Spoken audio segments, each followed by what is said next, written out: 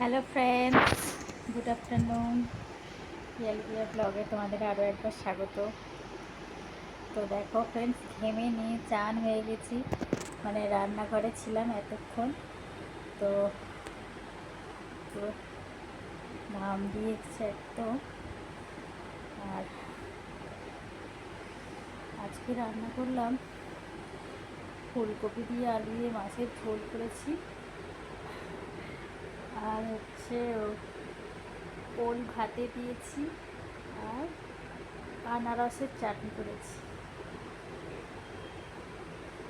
আর খাওয়া হয়ে গেছে। এবারে হচ্ছে আমার বর আসলে ওকে খেতে দিয়ে দেবো। ওর আস্তে আস্তে তো 3টে সাড়ে 3টে হয়ে যায়, খেতেও দেরি। তো সেই জন্যে আমি আর ছেলে খেয়ে নিই।